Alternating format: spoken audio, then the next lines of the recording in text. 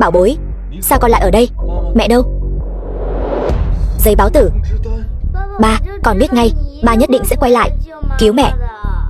Bọn họ nói mẹ bỏ mạng rồi. Ba mau cứu mẹ đi. Phu nhân, chẳng lẽ phu nhân? Không thể nào, tôi vẫn còn cảm nhận được nhịp tim của cô ấy không thể bỏ mạng được. Bảo bối, con có biết mẹ đi đâu không? Bác sĩ nói mẹ bỏ mạng rồi, đang ở trong phòng phẫu thuật. Nói là đợi lấy tim mẹ, đưa mẹ đến nhà xác. Vậy ai đã ký tên? Là gì Tô Tình? Cái gì? Tiểu Mạn là em gái ruột của cô ta đó. Trên đời này lại có người chị tàn nhẫn như vậy.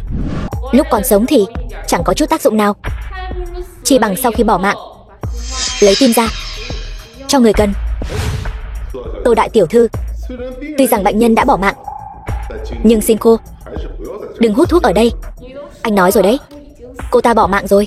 Tôi hút điếu thuốc xem như là cho em gái tôi thắp nén hương, không được sao? Ai dám nói vợ tôi bỏ mạng? Hóa ra là cậu, thằng ở rể vô dụng. Chẳng phải đã đem cậu trục xuất khỏi Tô gia rồi sao? Sao còn dám quay lại?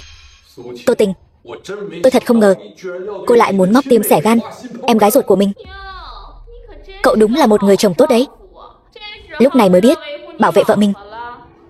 Nếu không phải do anh quá vô dụng thì cô ấy cũng đâu đến nỗi đến ngày hôm nay. Tránh ra, người bỏ mạng không thể sống lại. Xin anh hãy nén bi thương. Không có y đức, anh không xứng làm bác sĩ. Tim người sống mà anh cũng dám khoét, anh đang phạm pháp đấy, hiểu không? Đùa sao? Dựa vào thằng nhóc đầu xanh như cậu cũng dám ở trước mặt tôi bàn luận y thuật. Các người to gan thật đấy, dám bất kính với phán quan đại nhân. Đủ rồi, im lặng hết cho tôi, đừng cản trở tôi châm cứu.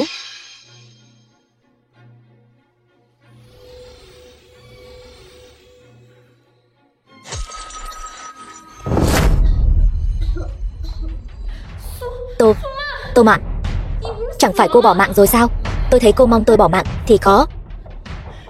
Viện trưởng Trần, chuyện này là sao? Nói, rốt cuộc là ai sai khiến anh làm vậy? Là Sở Vân Bằng, Sở thiếu gia. Cái gì?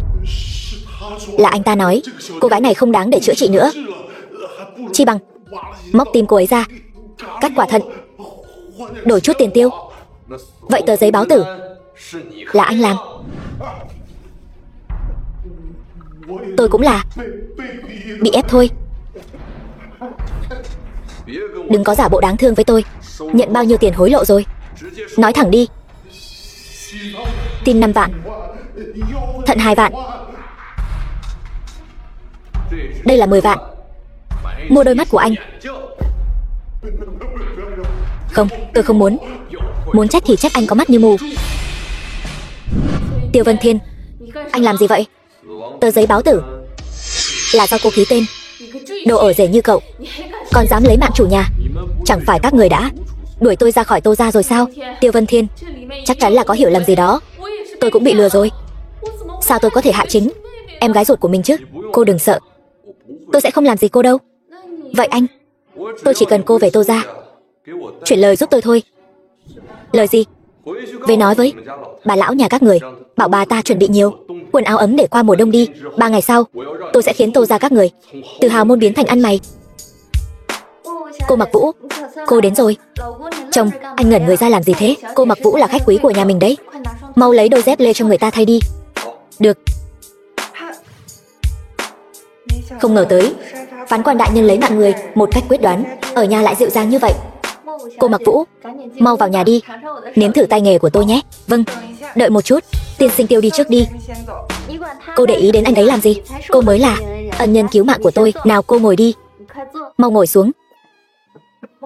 Cô Mặc Vũ, hôm đó tôi từ cõi âm trở về, thật sự là nhờ có cô cả. Thật ra tôi cũng không làm gì nhiều, đều là nhờ có tiên sinh Tiêu cả. Cô Mặc Vũ khách sáo quá rồi. Vân Thiên nhà chúng tôi ấy mà, tôi còn lạ gì? Ngoài thật thà ra thì chẳng biết làm gì cả. Cô Mặc Vũ, nghĩ xem, y thuật của cô cao minh như vậy, chắc chắn là học từ cao nhân rồi nhỉ? Tôi đây quả thật chỉ là học một chút thôi, đều là học từ phán quan sinh tử đại nhân cả. Phán quan sinh tử Đúng vậy, phán quan sinh tử, bậc thầy của y học và chất độc, có thể tùy ý nắm giữ sinh tử của người khác. Ở Giang Thành chúng ta lại có nhân vật lớn như vậy cơ đấy. Đúng vậy, nhưng mà gì? Nhưng mà phán quan đại nhân thường ngày hành sự khá là kín đáo, không bao giờ khoe khoang với người ngoài, nên cô không biết, cũng là điều dễ hiểu thôi. Vậy nếu có cơ hội, tôi có thể gặp mặt tiên sinh phán quan một lần được không? Cũng coi như là có phúc 3 đời rồi. Đương nhiên là được, sau này nhất định sẽ có cơ hội gặp mặt thôi. Vậy thì tốt quá. Chồng, anh đừng chỉ mải cắm đầu ăn một mình thế chứ, chúng ta cùng nhau kính cô Mặc Vũ một ly đi. Được thôi. Nào, không được đâu. Tôi sao dám để tiên sinh Tiêu rót rượu cho tôi chứ, có gì mà không dám chứ. Chồng tôi không để ý mấy chuyện này đâu. Đúng không chồng? Đúng vậy, ở nhà chúng tôi, vợ tôi là nhất. Cô ấy nói gì là như vậy. Đến đây. Thật sự là làm phiền hai vị rồi. Cô Mặc Vũ đừng khách sáo mà. Thật ra chồng tôi trước đây cũng từng học y. Bình thường anh ấy chắc chắn rất ngưỡng mộ cô nhỉ? Vâng, anh ấy quả thật rất ngưỡng mộ tôi. Thật ra anh ấy vốn có cơ hội có thể trở thành một bác sĩ rất giỏi, nhưng sư phụ của anh ấy bị người ta ám hại. Anh ấy vì bảo toàn tính mạng chỉ đành tự phế bỏ y thuật. Đến ở rể Tô gia chúng tôi đến nay đã hoang phế 7 năm rồi. Chắc hẳn bây giờ anh ấy đối với y thuật cũng là hoàn toàn không biết gì rồi. Vậy chị có từng nghĩ anh Tiêu đang âm thầm khôi phục không? Nếu như không phải vì tôi rất tin vào điều đó. Nhưng anh ấy vì chăm sóc tôi và tiểu bối, anh ấy đã rất lâu không luyện tập y thuật rồi. Cũng là làm khó anh ấy rồi. Anh Tiêu thật là người đàn ông tốt, có thể cùng với người đàn ông dịu dàng như vậy chăm sóc gia đình, kết hôn. Cô Tô thật là có phúc khí. Phúc khí gì chứ? Người hiền bị người khinh. Anh ấy đó chính là quá lương thiện, quá nhu nhược. Chồng, có đôi khi em thật sự hy vọng anh ở bên ngoài có thể cứng rắn một chút. Chúng ta ở Tô gia khắp nơi bị người ta chèn ép. Một người phụ nữ như em còn phải khắp nơi thay anh thu dọn tàn cuộc. Có đôi khi em nghĩ chi bằng em bỏ mạng cho xong. Tô tiểu thư, cô uống nhiều rồi. Vân Thiên, đến khi nào anh mới có thể để em ở Tô gia ngẩng đầu làm người đây? Vâng, những năm này để em đi theo anh chịu oan ức rồi. 3 ngày sau anh sẽ để em làm tổng giám đốc tập đoàn dược phẩm Thiên Thành. Vâng, em làm gì vậy? Tô tiểu thư, đắc tội rồi, cô mau tỉnh táo lại đi. To gan.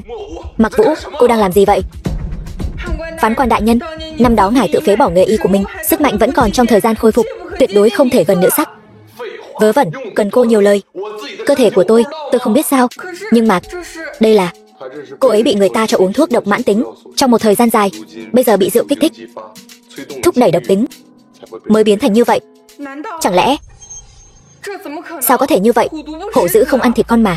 Gia chủ Tô gia cùng với Sở Vân Bằng cùng nhau dùng thuốc hãm hại con gái ruột của mình. Lũ khốn kiếp này, tôi sớm muộn gì cũng khiến chúng nó máu trả máu. Tôi đây sẽ diệt Tô gia. Không thể kích động. Cô về.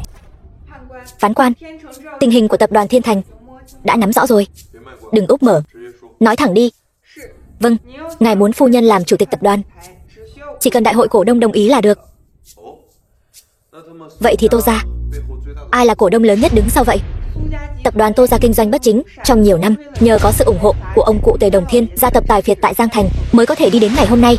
Nếu ngài giúp ông Tề một việc, chắc chắn ông ấy sẽ giúp phu nhân lên vị. Được, vậy cô đi chào hỏi ông Tề trước, tôi sẽ đến sau. Đứng lại, anh là ai? Tôi còn chưa đi bẩm báo với ông Tề, anh đã dám tự ý xông vào Tề phủ. Tiêu Vân Thiên, chàng rể bị Tô gia trục xuất. Ra là thằng phế vật đó. Tôi không vào cũng được. Vậy cậu vào, gọi ông cụ Tề của các cậu ra đây. Anh là cái thá gì? Anh cũng xứng sao? Anh nghĩ ông Tề của chúng tôi, mấy loại chó mèo hoang như anh đây cũng có thể gặp được sao? Sao lại coi thường tôi vậy? Ông Tề của chúng tôi không gặp người dỗi việc, đúng là hoàng đế không vội, thái giám vội. Các cậu đi bẩm báo một tiếng, có bỏ mạng được không? Láo xược, dám ăn nói với ông đây như vậy. Tôi nói cho anh biết, ở Tề gia, cho dù là một con chó cũng còn quý giá hơn anh. Thật thú vị, ngay cả một con chó cũng hoài phong như vậy. Đây không phải là thằng phế vật sao? Đến đây cầu cứu ông Tề sao? Cậu xứng sao? Các anh là ai? Tôi là thiếu gia Sở gia, Sở Vân Bằng. Cũng không lau mắt chó của cậu đi mà nhìn. Tôi còn tưởng là ai cơ chứ. Ra là công tử của Sở gia, một gia tộc hạng thấp. Anh cũng phải ở đây, ngoan ngoãn chờ cho tôi. Đồ khốn. Ồn ào cái gì? Đều đứng đây chờ cho tôi. Tôi vào bẩm báo một tiếng. Đã là ý của phán quan, vậy thì tôi nhất định dù bỏ mạng cũng không từ chối. Chỉ là một thỉnh cầu nhỏ. Không biết tôn giả có bẩm báo với phán quan không?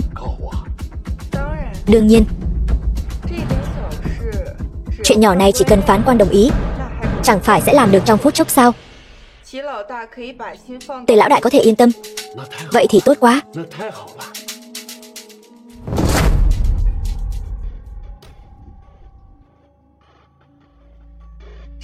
Cái này không cần thiết. Chút tiền này đối với phán quan mà nói vốn dĩ không đáng là gì. Tôn giả hiểu lầm rồi. Đây là chút lòng thành kính dâng ngài. Tề lão, bên ngoài có hai người cầu kiến. Không thấy tôi đang bàn chính sự với tôn giả sao? Ai đến phá đám tôi vậy? Một người là thiếu gia Sở gia, người còn lại là Tiêu Vân Thiên. Kẻ ở rể bị trục xuất khỏi Tô gia đều đuổi hết ra ngoài cho tôi. Tề lão e rằng không biết, phán quan trước giờ luôn khiêm tốn. Thân phận thật sự của ngài ấy là...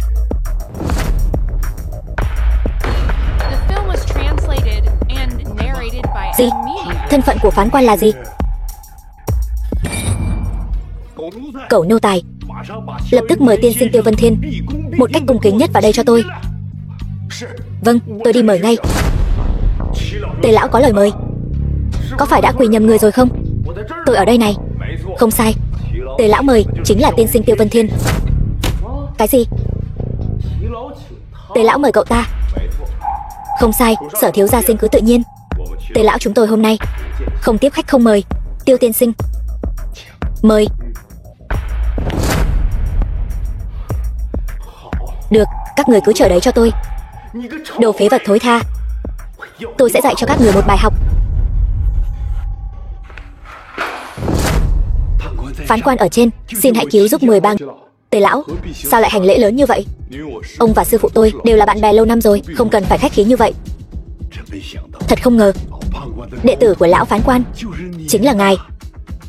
Tề lão, có việc gì cần cầu xin? Thật là khiến ngài chê cười rồi. Năm ngoái, từ khi tôi cưới vợ mới xong, cả nhà chúng tôi trên dưới đều mắc phải một loại bệnh lạ. Cánh tay của tôi ngày càng run rẩy. Bây giờ ngay cả cầm đồ vật cũng cầm không vững nữa rồi. Mời Tề lão ngồi bên này.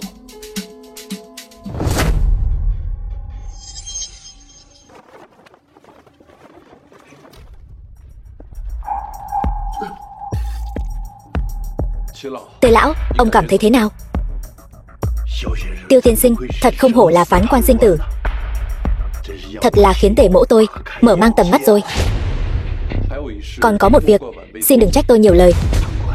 Phán quan cứ nói, đừng ngại. Tề lão, vợ mới cưới năm ngoái của ông e rằng là trâu già gặm cỏ non nhỉ. Nói cách khác, cũng cách nhau 30 tuổi nhỉ. Tiêu tiên sinh thật là thần nhân mà. Là như vậy.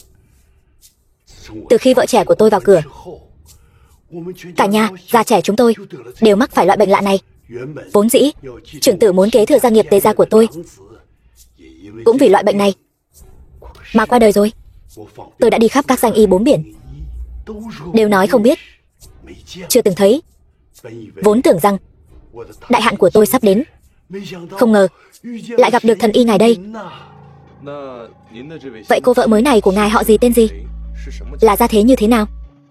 Từ tỉnh ngoài lưu lạc đến đây, tôi thương xót cô ta, giữ lại làm bảo mẫu. Sau này phu nhân của tôi qua đời, tôi mới cưới cô ta. Đáng thương cho cô ta. Tề lão e rằng lúc đó đã để ý đến người ta rồi. Tôi biết. Tề lão, ngài còn tráng kiện lắm, nhưng trong vòng 3 tháng nhớ kỹ không được cùng phòng với cô ta nữa.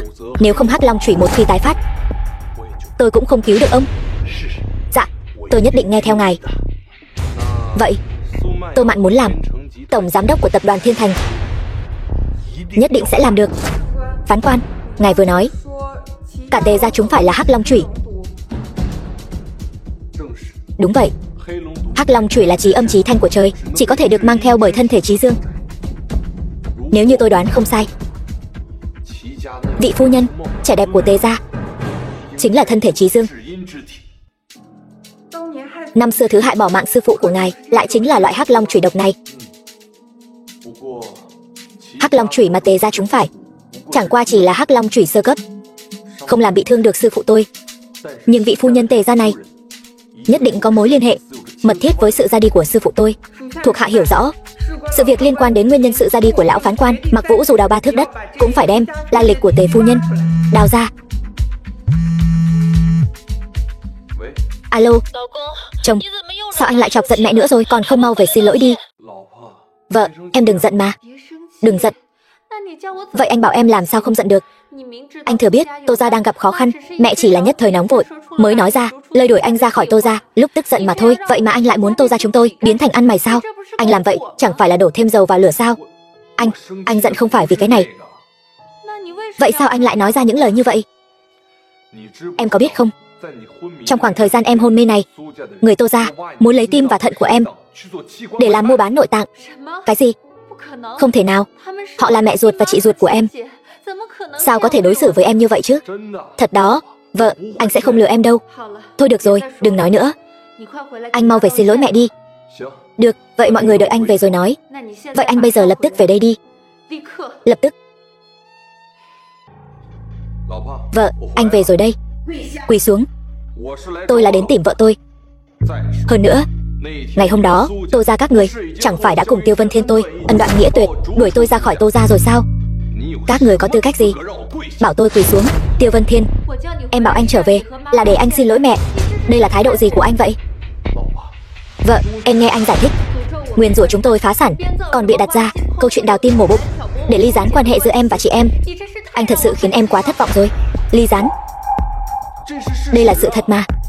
Em gái, em đừng nghe tên ở rể này nói bậy bạ. Chị thật sự không có. Cô đúng là lành sẹo, nên quên đau rồi sao? Em thật sự nhìn lầm anh rồi. Tiêu Vân Thiên, không ngờ anh lại là loại người này. Được, từng người các người đều coi tôi như tội nhân phải không? Các người cho rằng ngày đó 4 gia tộc lớn bị diệt thảm khốc, chỉ có Tô gia các người sống sót. Là ai đã giúp các người? Còn có thể là ai? Chúng tôi đều nghe nói rồi, là ẩn sĩ cao nhân của Đông Nam Tam tỉnh, phán quan sinh tử, nương tay với Tô gia chúng ta. Nghe giọng điệu của anh kia, cứ như là anh giúp Tô gia chúng tôi vậy. Lúc trước thật không nên tin các người có thể ăn năn hối cải. Thằng ở rể bé nhỏ lại khoác lác rồi. Hôm nay tôi phải dạy dỗ cậu thật tốt. Đủ rồi. Chuyện của Tô gia chúng tôi tự giải quyết. Xin Sở thiếu gia tự trọng. Tiêu Vân Thiên, anh và em là vợ chồng bao năm, còn có cả tiểu bối nữa. Chỉ cần anh thu hồi lời nói đó. Hơn nữa trong tiệc mừng thọ của mẹ, trước mặt tất cả quyền quý Giang Thành, nói một tiếng xin lỗi, em sẽ đi theo anh, rời khỏi Tô gia, sống cuộc đời nghèo khó. Hai chúng ta sẽ không bao giờ bước chân vào Tô gia nữa. Em yêu anh. Yêu em thì hãy đồng ý với em đi. Vậy coi như đã nói xong rồi nhé. Cô muốn đi theo thằng ở rể này, chính là tay trắng rời đi, một kim một chỉ cũng không được mang đi. Mẹ, con nói được thì làm được. Hay lắm, Tô tiểu thư thật có khí phách. Nếu tôi là thằng ở rể này, thật sự phải quỳ xuống cảm tạ trời xanh, có thể cưới được một người vợ tốt như cô, cam tâm tình nguyện vì cậu ta từ bỏ tài sản của Tô gia. Em gái, muốn cùng thằng ở rể này tay trắng rời đi, em đã nghĩ kỹ chưa? Tay trắng rời đi là không thể nào. Dù sao bây giờ tổng giám đốc của tập đoàn Thiên Thành đã là Tô Mạn rồi. Được rồi Vân Thiên, anh đừng nói bậy nữa. Anh không nói bậy.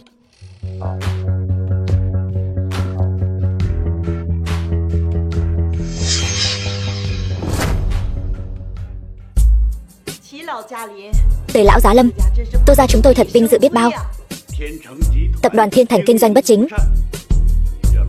bà lão như bà làm tổng giám đốc. Tôi thấy tư duy của bà quá cũ kỹ rồi, nên đổi người mới thôi. Vậy theo ý của Tề lão thì sao? Một đám người hỗn láo trong Tô gia các người, chỉ có một người có thể đảm nhiệm vị trí tổng giám đốc. Tề lão, sẽ không phải là tôi chứ? Vị trí tổng giám đốc không ai khác ngoài nhị tiểu thư Tô Mạn của Tô gia. Anh không lừa em chứ? Tôi nhớ ra rồi. Hôm đó tôi ghé thăm Tề lão, vừa hay cái đồ sao chổi như cậu cũng ở đó. Đúng, nhất định là cậu ở sau lưng giở trò quỷ. Ghé thăm, ngay cả cửa nhà người ta anh còn chưa bước vào được, còn dám nói là ghé thăm. Kể từ hôm nay, Tô tiểu thư chính là tổng giám đốc tập đoàn. Tề lão, Tô tiểu thư còn có yêu cầu gì nữa không? Không phải, tôi chỉ muốn hỏi Tề lão một chút, tại sao lại chọn tôi làm tổng giám đốc?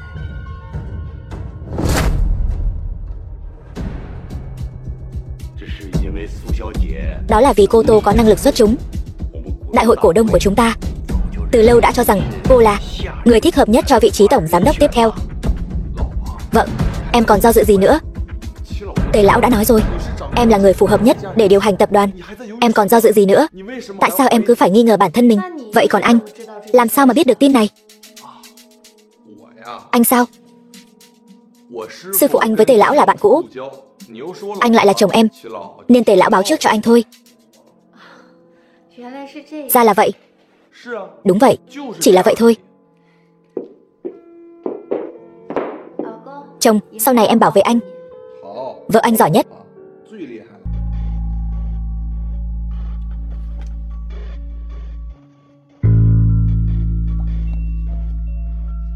Mặc Vũ,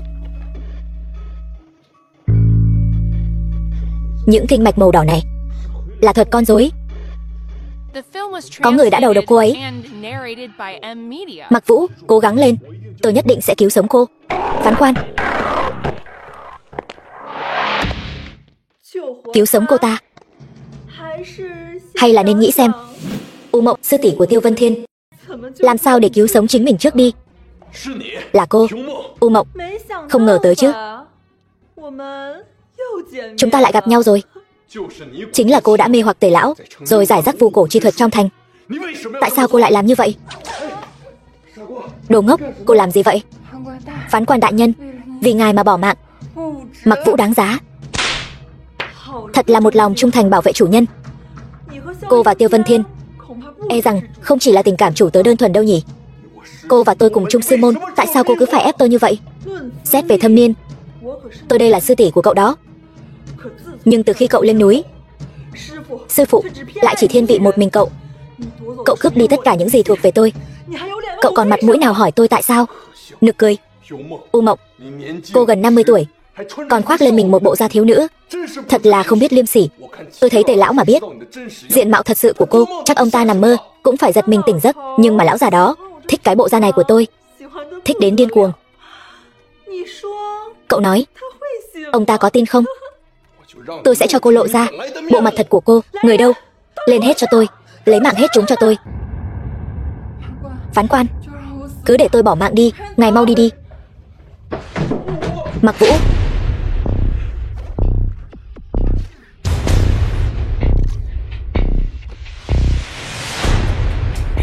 Tiêu Vân Thiên, sao cậu lại? Không ngờ tới đúng không? Sức mạnh của tôi đã hồi phục 8 phần rồi, nhưng là đủ đối phó với cô rồi. Tiểu mỹ nhân, mấy ngày không gặp, nhớ quá đi.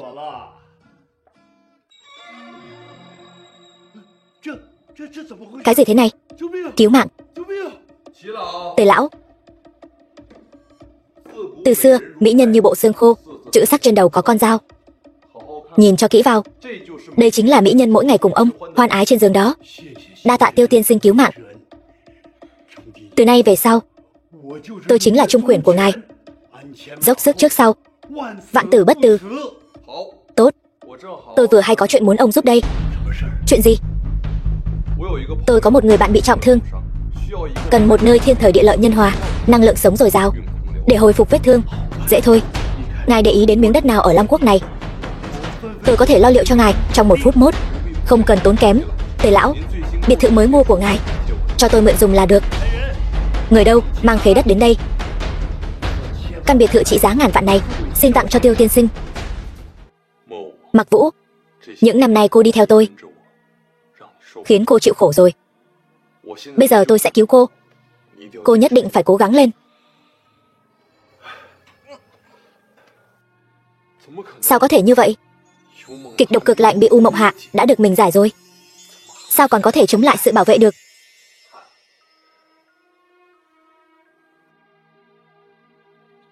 Đây là tuyệt học đã thất truyền từ lâu. Thuật con rối. Mặc Vũ, đắc tội rồi. Tôi chỉ có thể dùng dương khí trong cơ thể tôi để cứu cô thôi.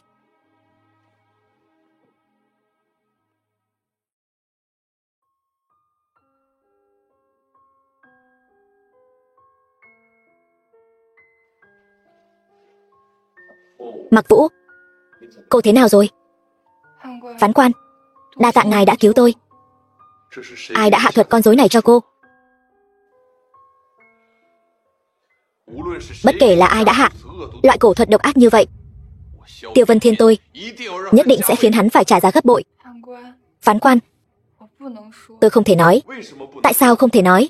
Cô biết là ai đã hạ độc cho cô, đúng không? Tôi không những biết ai là người hạ độc, mà còn là tự nguyện chấp nhận thuật con rối.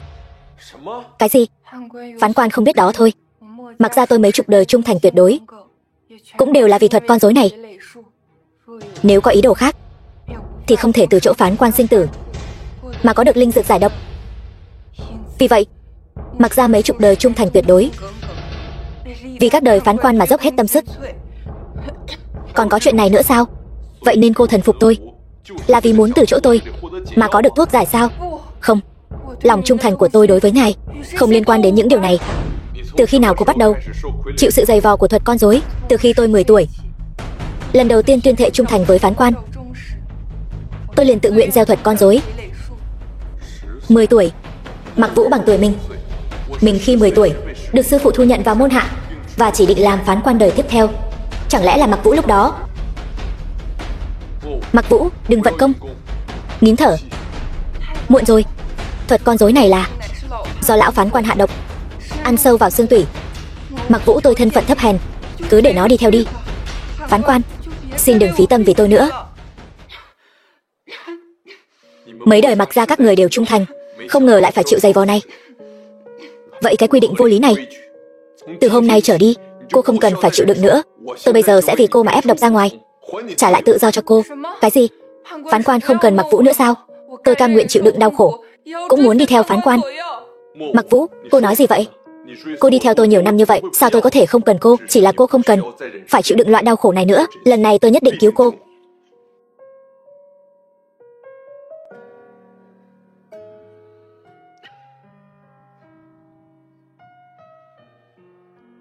Có thể được phán quan ngài yêu mến như vậy, Mặc Vũ dù có bỏ mạng cũng bỏ mạng không hối tiếc. Bất kể phán quan trước đó thao túng sinh tử như thế nào, nhưng chỉ cần tôi kế thừa vị trí này thì cứ theo lời tôi mà làm. Từ hôm nay trở đi, cô và tôi không còn cách biệt trên dưới. Sau này cô cứ gọi tôi là anh Tiêu là được. Tiêu. Anh Tiêu. Bẩm báo phán quan, đại hội bầu cử những gia tộc mới được ngài sắp xếp đã xác định địa điểm rồi. 10 ngày sau sẽ được tổ chức tại khách sạn Đế Hào, xa hoa nhất toàn bộ 3 tỉnh Đông Nam, nhà hàng xoay trên không trung. Đứng lên đi. Đứng lên. Chẳng phải tôi đã nói với cô rồi sao? Sau này cứ gọi tôi là anh Tiêu là được rồi. Còn nữa, đừng có động một chút là quỳ. Nhìn mà đầu gối tôi cũng thấy đau. Vâng, anh Tiêu. Nhà hàng xoay trên không trung cũng không tệ nhỉ. Cô đã bàn xong hết rồi sao? Tôi muốn dẫn vợ đi ăn bữa tối dưới ánh nến. Anh Tiêu, thật ngưỡng mộ vợ anh. Có một người chồng yêu thương cô ấy như vậy.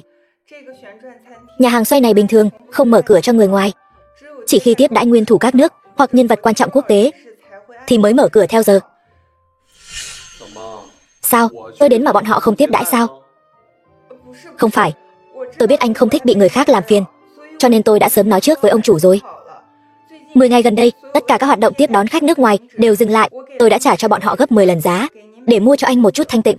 Được rồi, tôi biết rồi. Đúng rồi, thiệp mời đại hội bầu cử gia tộc mới đã phát đi chưa? Đã phát hết rồi. Mỗi một người nhận được thiệp mời đều vô cùng cảm kích anh, chỉ chờ đại hội bầu cử được chiêm ngưỡng phong thái của anh thôi. Bọn người này đúng là biết nịnh hót thật. Nếu như bọn họ dồn hết tâm tư vào điều hành doanh nghiệp, đối xử tốt với nhân viên cấp dưới, tôi ngược lại có thể cảm kích họ. Anh Tiêu, anh thật nhân từ. Được rồi, cô đi làm việc đi. Vâng. Đúng rồi. Còn có một việc nữa, anh Tiêu còn có gì dặn dò? Chuyện tôi và vợ tôi đi ăn ở nhà hàng ấy, đừng nói với người ngoài, đặc biệt là vợ tôi. Tôi muốn tạo cho cô ấy một bất ngờ. Vâng, Mặc Vũ hiểu rồi. Ngoài ra, tôi sẽ đến trước bữa tối vào ngày mai, để chuẩn bị trước một chút. Chuyện chuẩn bị địa điểm này, sao còn cần anh Tiêu đích thân ra tay? Tìm vài nhân viên đi chuẩn bị là được rồi. Mặc Vũ, cái này thì cô sai rồi. Là làm cho vợ mình mà. Nhất định phải tự tay chuẩn bị mới, có ý nghĩa. Đứng lại. Gọi ai đấy? Gọi cái người ăn mặc rách rưới như ăn mày kia đấy. Không gọi cậu thì gọi ai? Quần áo của tôi làm sao? Cậu đến đây làm gì? Tôi đến để trang trí nhà hàng xoay trên tầng thượng. Thì ra là công nhân mới được ông chủ thuê. Chẳng trách. Nhưng tôi khuyên cậu, tốt nhất là về nhà thay bộ vest rồi hãy đến làm việc. Tôi chỉ lên đó để trang trí địa điểm thôi mà, sao còn phải mặc vest? Đây là quy định. Bất cứ ai bước vào khách sạn Đế Hào của chúng tôi, bất kể là quét nhà vệ sinh hay sửa bồn cầu, đều phải mặc trang phục chỉnh tề. Nực cười, thật nực cười. Tôi đếm đến 3. Mau cút ra ngoài cho tôi. Vậy nếu tôi không ra thì sao? Làm gì đấy? Có ai lại đối xử với khách hàng như thế không? Chào quản lý Phùng. Cô là lãnh đạo.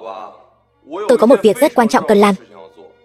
Có thể bảo vị bảo vệ này thông cảm một chút được không? Tiêu Vân Thiên, bạn học cũ, thật trùng hợp. Tôi là Phùng Phi Phi đây. Phùng Phi Phi. Lâu rồi không gặp, tôi suýt chút nữa không nhận ra cậu. Làm quản lý trong một khách sạn lớn như vậy, giỏi đấy. Cậu thật biết nói đùa. Tôi cũng chỉ là chạy việc vặt cho ông chủ thôi. Một chức lãnh đạo nhỏ như hạt vừng, như vậy cũng đã rất giỏi rồi.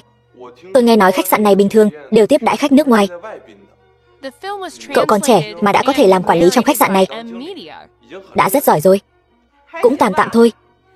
Chính là cậu đã chặn bạn học cũ của tôi ở cửa không cho vào đấy sao? Xin lỗi quản lý Phùng, tôi không biết đây là bạn học cũ của cô. Hơn nữa, anh ta ăn mặc cũng không chỉnh tề. Tôi đây cũng là tuân thủ quy định của khách sạn mà. Tiểu Phi, tôi nói những quy định kỳ lạ của khách sạn các cậu thật sự nên sửa đổi đi. Bạn học cũ, cậu cũng coi trọng bản thân quá rồi đấy. Một thằng thất bại hôi hám, còn dám đưa ra lời khuyên cho khách sạn Đế Hào của chúng tôi. Cậu thật sự nghĩ rằng tôi sẽ giúp cậu sao? Phùng Phi Phi, ý của cô là gì? Ý của tôi là gì? Ý của tôi còn chưa đủ rõ ràng sao? Loại thất bại hôi hám như cậu còn muốn vào khách sạn của chúng tôi? Tôi nói cho cậu biết, cả đời này cậu đừng hòng. Phùng Phi Phi, Tiêu Vân Thiên tôi không hề trêu chọc cô. Tại sao cô lại nhằm vào tôi như vậy? Tôi khinh thường cậu thì sao? Ai mà không biết mấy năm nay cậu đến Tô Gia làm thằng ở rể. Lúc đi học thì không có cơm ăn, tốt nghiệp rồi thì học được cách ăn bám, cũng không mở mắt ra nhìn xem đây có phải là nơi cậu có thể đến không. Cái khách sạn Đế Hào này đã sớm được một người đàn ông giàu có bí ẩn bao trọn rồi. Vừa nãy cô cũng tự nói rồi, cái khách sạn này được một người đàn ông giàu có bao trọn rồi. Vậy cô có nghĩ đến người đàn ông giàu có đó có thể là tôi không? Là cậu sao? Cậu mà cũng xứng sao? Cậu nhìn bộ dạng trên dưới của cậu xem, có giống người đàn ông giàu có không? Tôi là vì muốn trang trí cho vợ tôi bữa tối dưới ánh nến nên mới ăn mặc giản dị một chút. Nhưng điều này có liên quan gì đến việc tôi có phải là người đàn ông giàu có hay không? Ăn tối dưới ánh nến với vợ cậu, vợ cậu lại là cái thá gì? Tiếc cho thân phận nhị tiểu thư Tô Gia, lại coi trọng một kẻ vô dụng như cậu. Alo, Mặc Vũ. Hạn cho cô trong vòng 1 phút để ông chủ khách sạn Đế Hào xuất hiện trước mặt tôi. Bây giờ tôi rất tức giận. Bảo ông ta chậm 1 phút thì tự gánh lấy hậu quả. Ai dám động thủ thì cút ra ngoài cho tôi. Tiêu tiên sinh, ông chính là ông chủ của khách sạn Đế Hào. Tên nhà quê này lại thật sự quen biết ông chủ. Cậu ta sẽ không để bụng chứ? Không được, mình phải nghĩ cách mới được. Tiêu tiên sinh, hoan nghênh ngài đến khách sạn Đế Hào thị sát. Mời ngài đến văn phòng của tôi nói chuyện. Tiêu tiên sinh có thể đích thân đến đây, thật sự là vinh hạnh cho khách sạn Đế Hào của chúng tôi, cũng là vinh hạnh cho bạn học cũ là tôi đây. Mời vào. Tiểu Phi, cô là bạn học của Tiêu tiên sinh sao? Đúng vậy, Tiêu tiên sinh là bạn thân khác giới của tôi trước đây, quan hệ của chúng tôi đặc biệt tốt. Vậy thì tốt quá rồi. Sau này cô sẽ là trưởng phòng nhân sự của khách sạn chúng ta. Sau này Tiêu tiên sinh đến thì cô sẽ chuyên phụ trách tiếp đón. Nếu Tiêu tiên sinh không hài lòng, tôi sẽ hỏi tội cô. Vân Thiên, chúng ta vào trong nói chuyện đi. Tôi đã đặt sẵn phòng tổng thống rồi. Bên ngoài gió lớn, Cậu đi tắm trước đi, lát nữa tôi sẽ tự mình hầu hạ cậu. Bây giờ tôi đã rất không hài lòng rồi. Nếu Tiêu tiên sinh không hài lòng, vậy thì cứ để Tiểu Phi lên thẳng phó tổng đi. Phó tổng? Cô ta xứng sao? Tôi đến khách sạn của các người tiêu tiền, mà cô ta lại vô duyên vô cớ sỉ nhục tôi. Thậm chí còn mấy lần muốn kêu bảo vệ động tay đánh tôi. Ông còn muốn thăng chức phó tổng cho cô ta. Ý gì đây? Cố ý nhằm vào tôi đúng không? Không phải, tôi không có. Ngay cả Tiêu tiên sinh mà cô cũng dám đắc tội. Cô ăn gan hùm mật gấu rồi sao? Không muốn sống nữa có phải không? Đều là hiểu lầm. Tiêu tiên sinh, tôi sai rồi. Tiêu tiên sinh, đắc tội phải người cô không thể đắc tội thì phải trả giá tương xứng. Thu dọn đồ đạc, cút đi. Thông báo cho tất cả các khách sạn ở Giang Thành, sau này khách sạn nào dám dùng cô ta thì là đối đầu với đế hào của tôi. Tiêu Vân Thiên, tôi sai rồi. Bạn học cũ, tôi sai rồi. Xin lỗi Tiêu Vân Thiên. Bây giờ biết sai thì làm được gì? Theo tính khí của ông đây hồi trẻ đã sớm xử đẹp cô rồi. Chỉ cần Tiêu tiên sinh lên tiếng, bây giờ tôi cũng có thể lấy mạng của cô. Vân Thiên, xin cậu nể mặt tình bạn học, đừng chấp nhặt với tôi có được không? Chấp nhặt với cô? Tôi là người nhỏ mọn vậy sao? Thật sao? Cậu không trách tôi. Phùng Phi Phi, tình bạn học sao? Cô sỉ nhục tôi thì thôi đi, tại sao còn lôi cả vợ tôi vào? Dù có gặp họa cũng không liên lụy người nhà. Hơn nữa tôi cũng không đắc tội gì cô. Vân Thiên, tôi nhất thời hồ đồ, đều tại cái miệng này. Cậu tha thứ cho tôi đi. Người không đụng tôi không đụng người. Nhưng nếu người đụng tôi nhất định không tha. Tự mình gây ra quả đắng, tự mình uống đi. Vân Thiên, cậu tha cho tôi đi. Đàn bà có phải đều chỉ có chiêu này sao? Đồ đê tiện còn dám quấn lấy Tiêu tiên sinh. Tôi cho người xé nát cái miệng điêu ngoa của cô. Đánh mạnh vào cho tôi. Đừng đánh.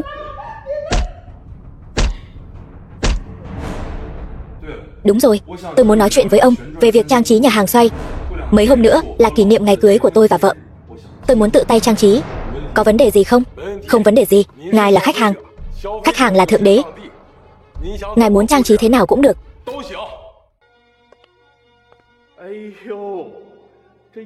Lại gặp một người quen cũ nữa đây. Đây chẳng phải là cái cô gì mà Tiêu Vân Thiên mời đến cứu vợ cậu ta sao? Nữ thần y sao? Còn chưa đợi tôi đi tìm, cô tự mình đưa đến tận cửa rồi.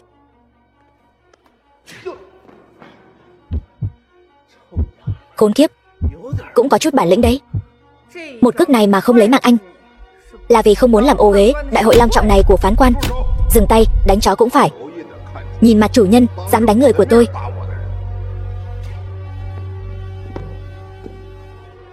Còn tiện nhân thối tha, đừng tưởng ông đây không đánh phụ nữ. Cô dám động vào Triệu gia, cô đúng là chán sống. Triệu gia vừa bảo người thu dọn cái tên phế vật Tiêu Vân Thiên kia, vừa hay xử lý luôn cả cô. Xử lý tôi? Các người có bản lĩnh đó sao? Ông đây năm xưa lăn lộn giang hồ, dưới tay có mấy trăm đàn em. Triệu gia chính là hào môn kinh thành, cô đắc tội nổi sao? Khôn hồn thì quỳ xuống nhận sai đi. Hai cái miệng của hai người đúng là đáng khinh mà. Không tin đúng không? Lát nữa đợi người đến sẽ cho cô thấy thực lực của Triệu gia. Thấy cô em này cũng có chút nhan sắc, không ngờ lại là một con hổ cái. Triệu gia, ngài nói cái gì vậy?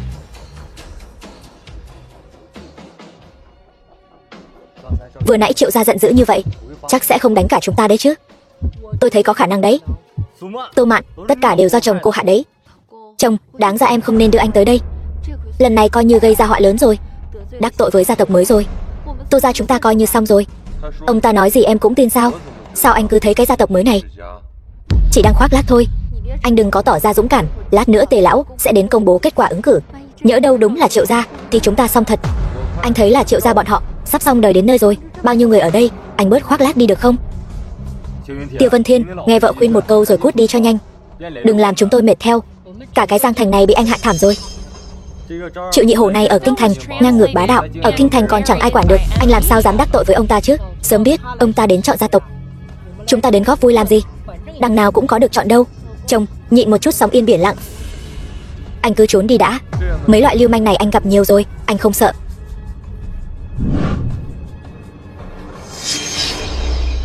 Alo, anh Tiêu. Danh sách gia tộc mới xin ngài định đoạt.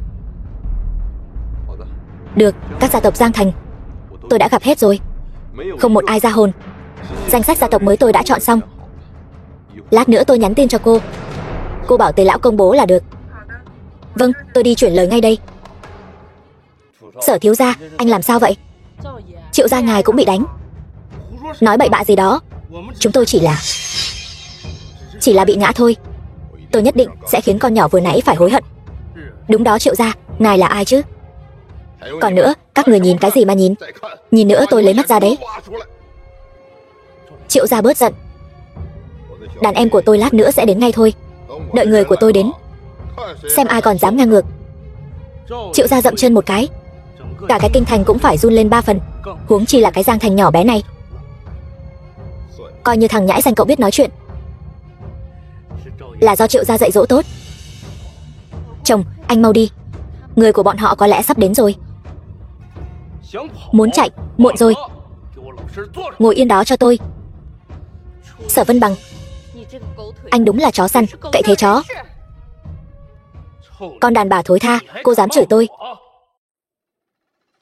Mấy cái gia đình nhỏ bé của các người ở Giang Thành cũng dám lên mặt với Triệu gia. Chán sống rồi sao? Triệu gia, ngài không sao chứ? Tôi có thể làm sao chứ? Mau phế thẳng Tiêu Vân Thiên này cho tôi. Lên đi, phế hết tay của từng người có mặt ở đây cho tôi. Các người còn có pháp luật không vậy? Pháp luật? Lời của Triệu gia chính là pháp luật. Mọi người đừng sợ. Mấy tên côn đồ này cứ để tôi xử lý là được. Khẩu khí lớn thật đấy. Cao thủ của Triệu gia đều là đặc chủng binh xuất ngũ. Anh đúng là tự tìm đường bỏ mạng. Anh bạn, khẩu khí lớn lắm. Kẻ nào dám coi thường tôi đều chẳng có mấy ai được thấy mặt trời ngày mai đâu. Thật là nực cười, không biết lượng sức. Thằng nhãi, anh là người đầu tiên dám nói chuyện với tôi như vậy đấy. Có hứng thú làm đàn em của tôi không? Bây giờ ai cũng dám nhận đàn em sao? Ăn nói ngông cuồng. Hôm nay tôi tiễn anh đi chầu Diêm Vương. Vô tri.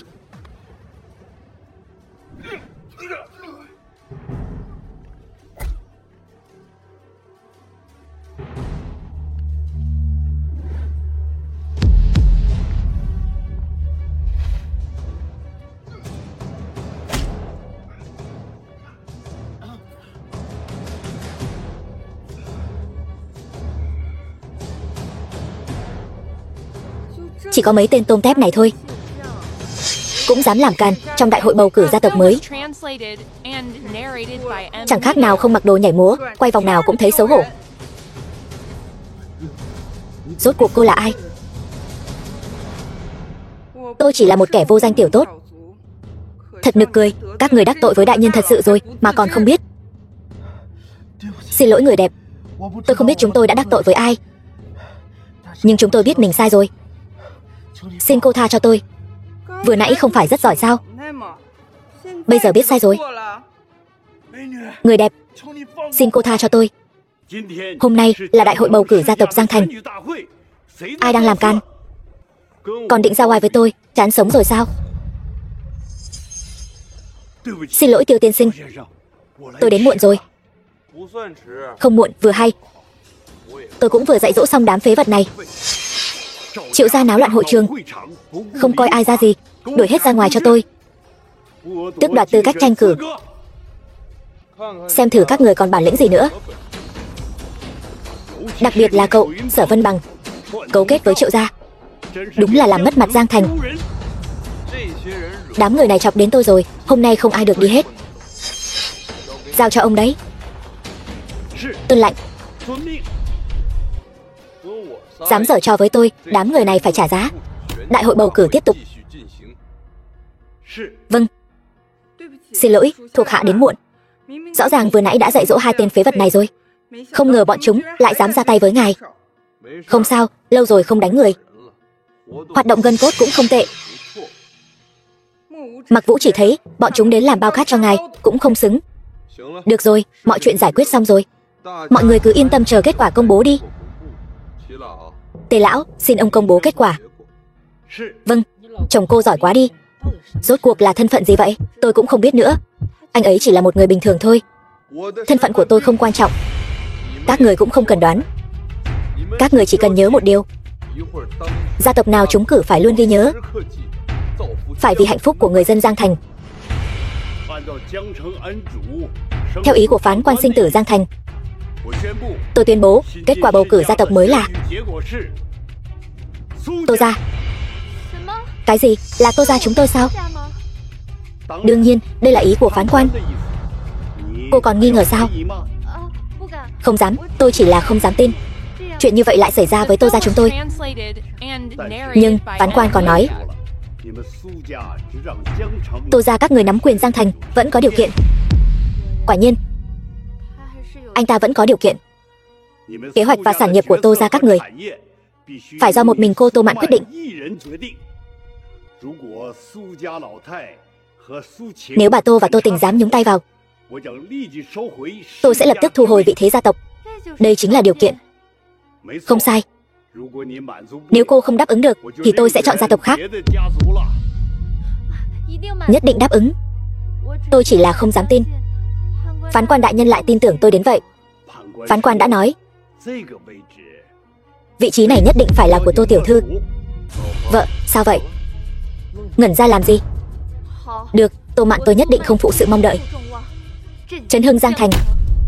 Các người còn không mau đứng dậy hành lễ với gia tộc mới. Chúc mừng Tô tiểu thư trở thành chủ nhân Giang Thành.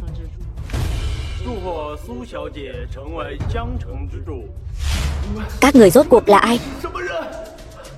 Tôi cho các người biết, tôi quen biết rất nhiều quan lớn hiển quý lấy mạng tôi rồi. Các người cũng sống không yên đâu. Không sai, Triệu Nhị Hổ tôi ở Kinh Thành cũng có người chống lưng đấy. Đừng tưởng Triệu Nhị Hổ tôi sợ các người. Thiếu gia nói đúng, chúng ta ở Kinh Thành là kẻ có số má đấy. Cái gì mà lãnh chúa của Giang Thành, lão tử không thèm làm. Các người thật là ồn ào.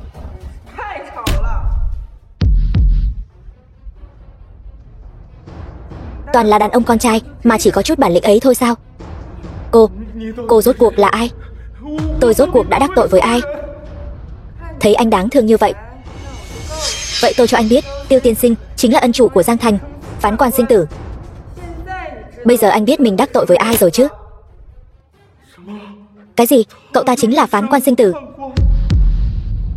Đều tại tôi có mắt như mù, không biết Thái Sơn. Xin cô giơ cao đánh khẽ cho. Bây giờ biết sai rồi sao? Lúc trước anh làm điều sang bậy thì bản lĩnh của anh đâu? Ông đừng có giả vờ bỏ mạng. Tôi nói chuyện với ông có nghe thấy không? Nghe thấy. Vừa rồi ông giả vờ ngất đấy sao? Ông không phải rất có bản lĩnh sao? Thời khắc mấu chốt sao ông lại giả vờ ngất đi thế hả? Cậu giỏi.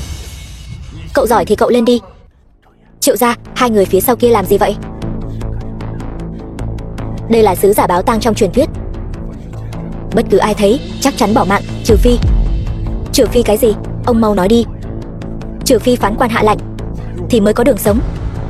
Cũng coi như có chút kiến thức đấy. Nhưng quá muộn rồi. Lát nữa cứ chờ bị Ngũ Mã Khanh thây đi. Van xin các người đừng mà, hãy cho tôi gặp mặt phán quan đại nhân. Tôi nguyện dâng hết toàn bộ tài sản của Triệu gia. Tôi cũng vậy. Sở ra tôi về sau đời đời kiếp kiếp đều là trung quyền của Tiêu tiên sinh.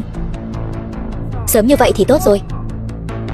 Đúng, chỉ cần cho tôi sống, tôi nguyện vì Tiêu tiên sinh làm trâu làm ngựa.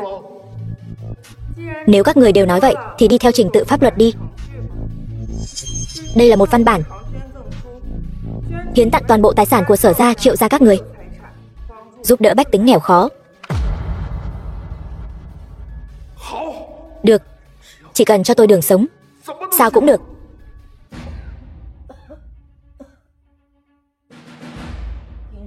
Nghe nói hôm nay là đại hội bầu chọn gia tộc mới.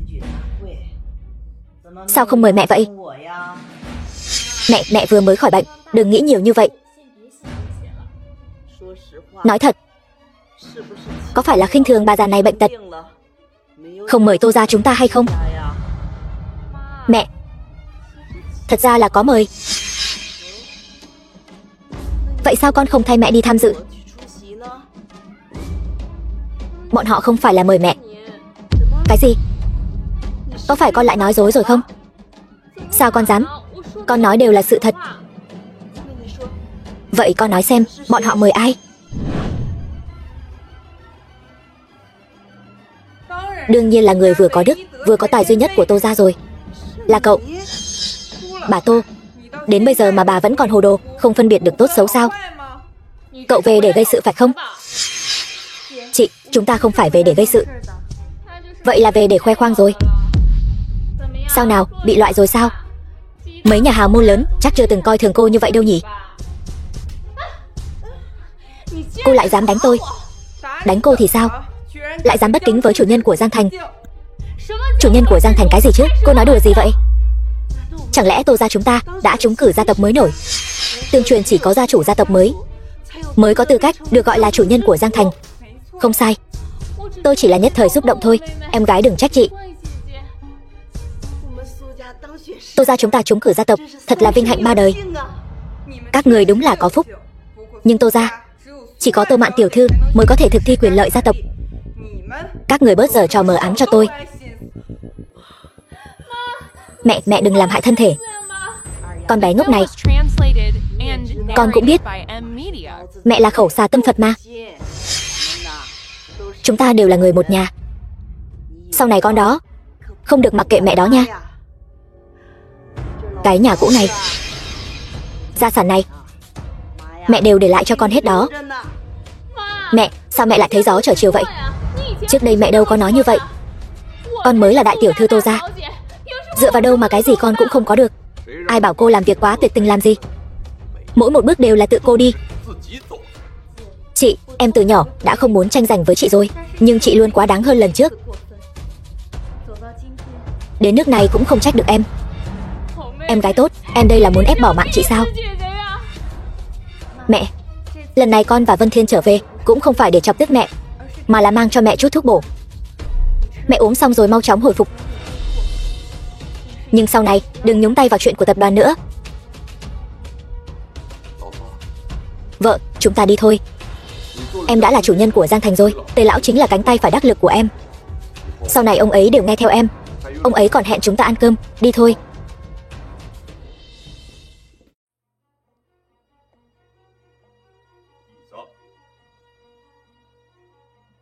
Lạ thật, sao không có ai mở cửa vậy? Không phải chúng ta đã hẹn nhau vào giờ này sao? Không đúng, Tề lão là một người không bao giờ đến muộn. Theo lý thuyết, ông ấy đáng lẽ phải về rồi chứ. Hay là chúng ta đợi thêm chút nữa đi, có khi nào công việc kết thúc đại hội bầu cử quá bận rộn không? Các vị đang đợi ai vậy? Chúng tôi đang đợi Tề lão. Tôi cũng đến mời Tề lão đây. Tề lão không ở hội trường xử lý công việc kết thúc sao? Nghe nói Tề lão đã xử lý xong từ lâu rồi, đã về rồi mà. Mặc Vũ, không thể đợi thêm được nữa. Chúng ta chỉ còn cách xông vào thôi.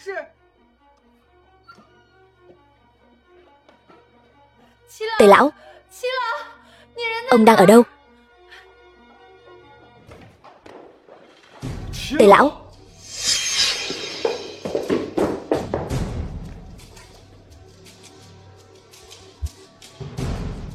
Mặc Vũ, để tôi. Đây là Hắc Long chùy lần trước, lại tái phát rồi. Sao có thể như vậy được? Lần trước chẳng phải anh đã loại bỏ độc tố cho Tề lão rồi sao? Là tôi đã đánh giá thấp kẻ hạ độc rồi. Độc mà Tề lão trúng phải giống hệt với độc mà sư phụ tôi trúng năm xưa. Lần này tôi tuyệt đối sẽ không đi vào vết xe đổ nữa. Tôi phải cứu Tề lão. Chồng, anh đừng gây thêm phiền phức, cứ để Mặc Vũ làm đi. Anh có y thuật cao siêu đến vậy đâu. Sự việc đến nước này rồi, anh sẽ không giấu giếm nữa. Anh chính là phán quan sinh tử. Cái gì? Anh chính là người luôn giúp em sao?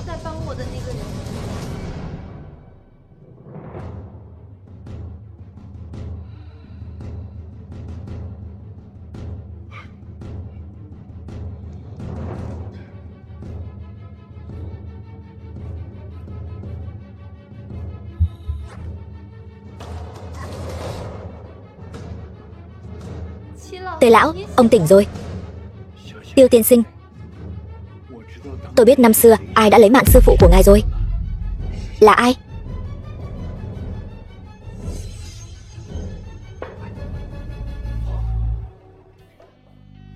Tề lão, chuyện này ông có manh mối gì chưa? Vợ, chuyện này có thể xin em tránh mặt trước được không? Chồng, nhưng em là vợ của anh mà. Bất kể kẻ ám hại sư phụ anh là ai, em đều sẽ ủng hộ anh. Thôi được rồi. Tề lão,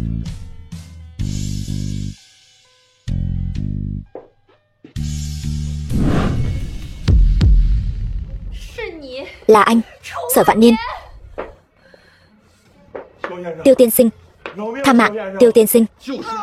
Chính là tên khốn cậu dám mưu đồ với vợ tôi, mới dẫn đến tai nạn xe cộ, còn suýt chút nữa hại bỏ mạng cô ấy. Tôi là súc sinh, tôi không phải là người. Tề lão, ông dẫn tôi đến gặp người này là có ý gì? Cậu ta có quan hệ gì đến sự ra đi của sư phụ tôi? Ngài khoan hãy đánh cậu ta, hãy để cậu ta tự nói. Nói, rốt cuộc là chuyện gì? Tiêu tiên sinh, năm xưa Sở gia và Tô gia đã cấu kết với nhau sản xuất thuốc cấm. Sau đó bị sư phụ của anh phát hiện, thiệt hại hàng trăm tỷ. Sau này, Sở lão gia thông đồng với bà lão Tô gia giả bệnh, có Sở Vân Bằng hộ tống, giả ý cầu cứu. Cái gì? Mẹ tôi lại chính là kẻ giúp hung thủ hại lấy mạng sư phụ Vân Thiên sao? Tiêu tiên sinh, không thể bóp nữa. Bóp nữa là lấy mạng người đấy. Tiêu tiên sinh, nếu tôi đoán không sai, người vừa hạ độc tôi cũng là người của Sở gia. Bọn chúng đến đây là để tìm Sở Vạn Niên thủ tiêu, để bịt miệng. May mà ngài đến kịp thời, cứu tôi và tên khốn nạn này. Tiêu tiên sinh tiên tri như thần, hẳn là cũng đã nghĩ đến bước này rồi chứ. Nếu không cũng sẽ không đủ kiên nhẫn mang thân phận phán quan mà kết tội Tô gia. Tề lão, ông có ý gì? Vợ, xin lỗi em. Tuy rằng em và anh đã định hôn ước, nhưng điều thực sự khiến anh hạ quyết tâm ở rể Tô gia là cái này. Anh sớm đã nghi ngờ Tô gia rồi. Anh cưới em là để điều tra chuyện này. Vợ, em nghe anh giải thích.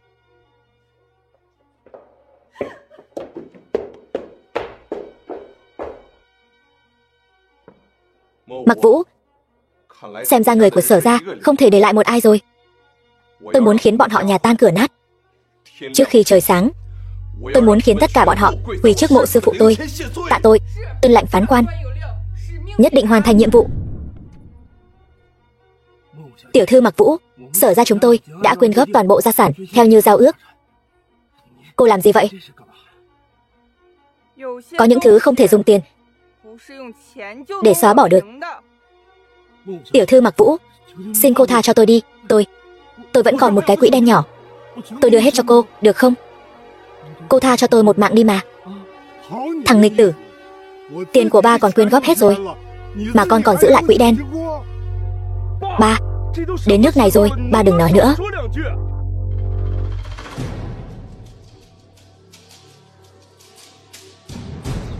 Tiêu Vân Thiên, năm xưa đều là do ba tôi ép tôi. Tôi căn bản không hề muốn lấy mạng sư phụ cậu. Ác giả ác báo, thiếu nợ trả tiền. Hai người đều đáng bỏ mạng.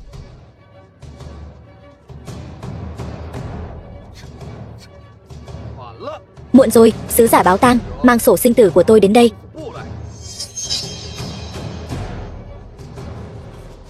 Sở Vân Bằng, Sở Thiên Minh chế tạo thuốc giả, hại 3.390 bách tính của Long Quốc bỏ mạng, thu gom tiền tài 300 tỷ, mất vô số mạng người. Hôm nay tôi sẽ thay trời hành đạo, muốn hai người trả bằng máu.